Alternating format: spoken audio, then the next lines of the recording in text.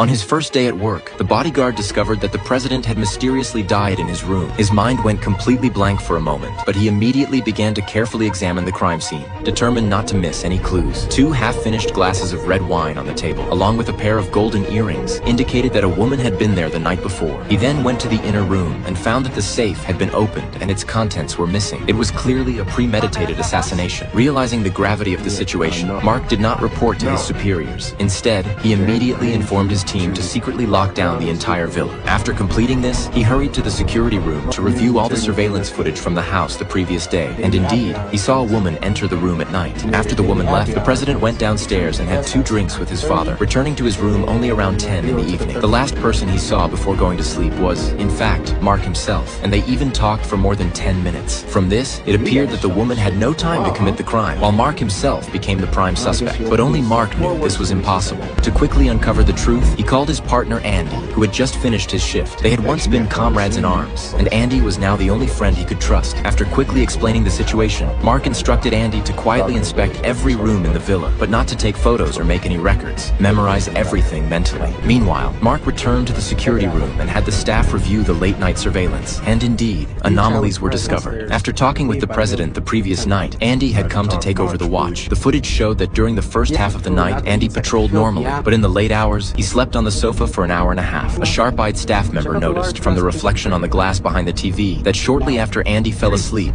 the TV screen froze, only resuming an hour later. Andy then woke up, and half an hour later, the next shift came to take over the monitoring. During this time, Andy had been asleep the entire time, indicating that someone had tampered with the footage. The person working in the security room during that critical period was Lucy, who was still unaware of what had happened, only sensing that something serious was afoot. Andy, however, instructed her to stay calm. At this moment, Mark suddenly approached. He told Lucy to notify everyone of the president's death and immediately trigger the red alert. Once the alert was activated, the entire villa was fully locked down. Another team of agents quickly took control of the scene, while Mark and his team were prohibited from approaching the crime scene. Clearly, everyone there was a suspect, but Mark, being the last person to see the president, became the primary subject of questioning. The agents demanded that he recount his conversation with the president from the previous day. However, upon seeing the lead investigator, Mark immediately recognized him as the owner of the golden earrings found in the room. Yet this person was now an investigating officer. Mark had no choice but to cooperate fully. The night before, when he met the president